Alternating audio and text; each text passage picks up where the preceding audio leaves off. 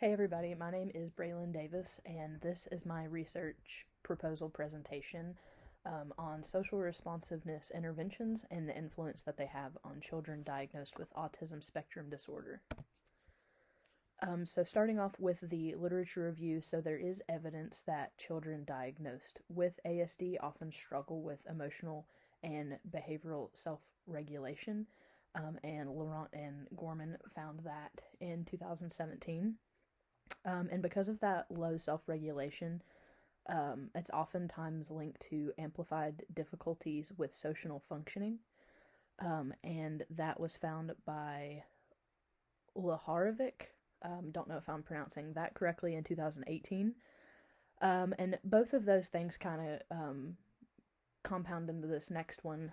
So children with autism spectrum disorder, they often acknowledge that there are social differences between them and their peers.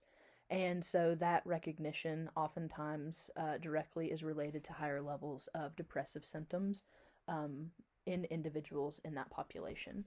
And then that was found by Magnuson and Constantino in 2011.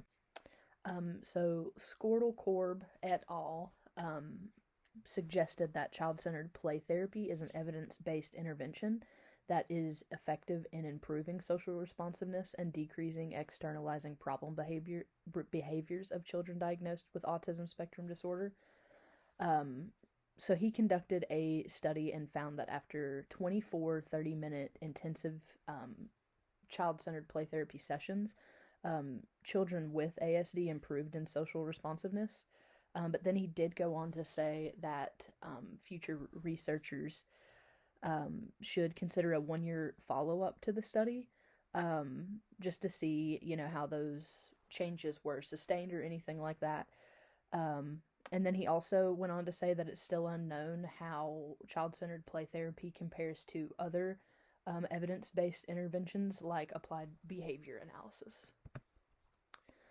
So this brings us to our research question, and that is, how does child-centered play therapy compare to applied behavior analysis and its impact on social responsiveness in children diagnosed with autism after 1 year of completed intervention?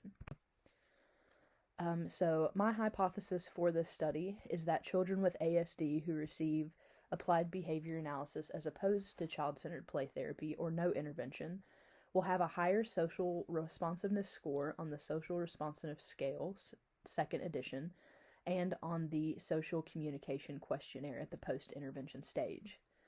And that brings us to our null hypothesis, which is children with ASD who have received ABA as opposed to CCPT or no intervention will have no difference in social responsiveness scores on the SRS2 and the SCQ at the post-intervention stage. So participants for this study will be children that have been diagnosed with autism spectrum disorder. Those children must be between the ages of 5 and 12. They must not be currently receiving any other services, counseling services, psychiatric services, anything like that. Additionally, they must have scored in the moderate to severe impairment functions for ASD on the Social Responsiveness Scale. And then they also need to have scored greater than a 15 on the Social Communication Questionnaire. And all participants will be recruited from 10 different elementary schools within the area. So instrumentation for this study, like I said, I'll be using the Social Responsiveness Scale, second edition, and Social Communication Questionnaire. So data will also be collected at the pre-intervention and post-intervention periods from the immediate caregiver of the child diagnosed with ASD.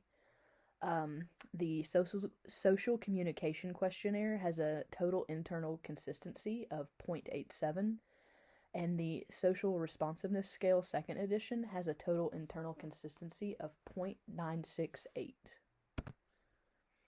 So for research design, I will be using an experimental field study. So I'll be doing this because it uses random assignment of treatments and control of independent variables.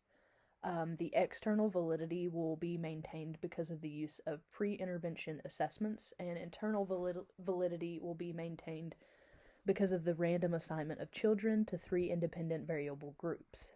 Those groups will be children receiving child-centered play therapy, children receiving applied behavior analysis, and then finally children receiving no intervention. My study will also be using a between groups design with random assignment between the 3 treatment groups. And the statistical method for this study will be a one-way ANOVA, because we'll be comparing the means between the 3 independent groups. And finally, that brings us to integration. So Martin, in 2012, explained that both autistic individuals and their families can often have a negative perception of the diagnosis of ASD.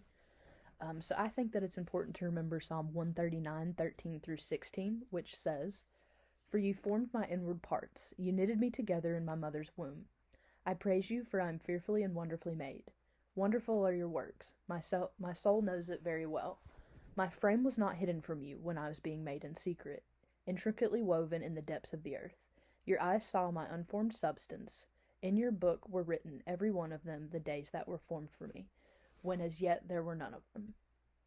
And I think that this is just an important reminder that God has a plan for everyone and that he created everyone in his image. It's human nature to question why God would allow some individuals to be born with mental diseases, but it's also important to remember that God is omnipotent, omniscient, and omnipresent, and he has created everyone in his image fearfully and wonderfully.